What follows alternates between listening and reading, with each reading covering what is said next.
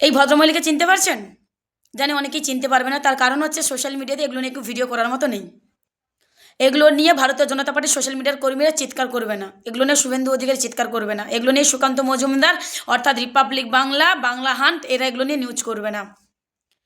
কেন করবে না? কারণ এই ঘটনাটা বা এই ভদ্রমহিলাটা হচ্ছে উত্তরপ্রদেশের অর্থাৎ ইউপির, যেখানে রয়েছে যোগীর রাজ্য। এবার আসি, এই ভদ্রমহিলার পরিচয় একটু দেই। এই ভদ্রমহিলার নাম হচ্ছে অনিতা চৌধুরী। ইনি হচ্ছেন ঝাঁসির প্রথম মহিলা অটো চালক। গত 5 বছর ধরে টোটো চালাচ্ছেন ওখানে, অটো চালাচ্ছেন ওখানে। কত বছর বললাম? 5 বছর ধরে। কিন্তু ওখানে অটো চালক সবাই পুরুষ, কিন্তু এই ভদ্রমহিলা প্রথম মহিলা যিনি অটো চালিয়ে প্রমাণ করেছিলেন যে নারীরা সব কিছু পারে। উনি তার দুঃসাহসিকতা প্রমাণ দেখিয়েছিলেন, সবাই বলতেন খুব সাহসী মেয়ে। এনাকে খুন করা হয়েছে, হ্যাঁ এনাকে শ্যুট করা হয়েছে, এনাকে আগামীকাল রাতে শ্যুট করা হয়েছে। কেউ খবর পেয়েছেন?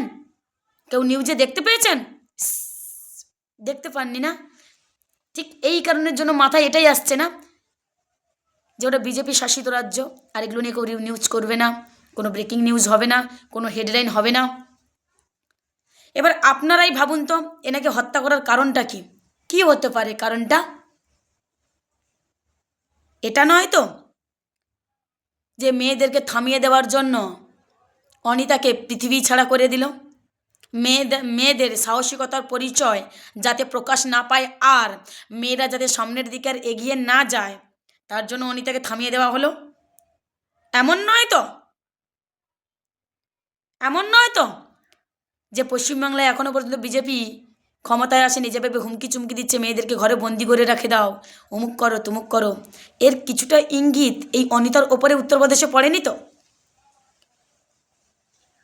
ব্যাস, এবার আসি ভিডিও করার কারণ।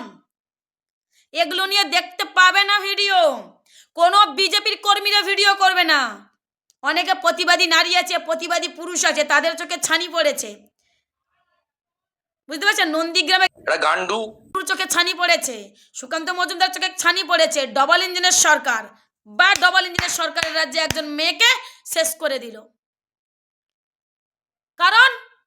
কারণটা কি? কারণটা কি? তাকে মেরে দেওয়ার কারণটা কি? তাকে খুন করার কারণটা কি? আমি একজন ভারতবর্ষের নাগরিক হিসেবে বলছি, তাহলে কি এর মানে এটাই যে মেয়েদেরকে পিছিয়ে দেওয়া হলো, মেয়েরা যাতে সামনের দিকে এগিয়ে না যেতে পারে?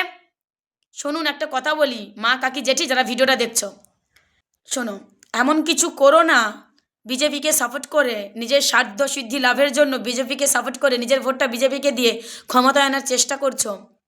এমন করো না যাতে আপনার প্রজন্মটা এই বিজেপি শাসিত রাজ্যে শান্তিভাবে সে তার শান্তির সুখ গণতান্ত্রিক অধিকারটা বিজেপি যেন না কেড়ে নেয়। শুধু এটুকু একটা কথা বলবো মা কাকিমাদেরকে, এবার বুঝতে পেরেছেন সেদিন কেন বলেছিল মেয়েদেরকে ঘরের মধ্যে বন্দি করে দাও, আর কেন মমতা বন্দ্যোপাধ্যায় মেয়েদেরকে এগিয়ে নিয়ে যেতে চাইছে? হ্যাঁ, এটাই ভারতবর্ষের মধ্যে একমাত্র রাজ্য, একমাত্র মহিলা মুখ্যমন্ত্রী যে তার রাজ্যের মেয়েদের হাতে স্বাধীন গণতান্ত্রিক অধিকার তুলে দিয়েছে।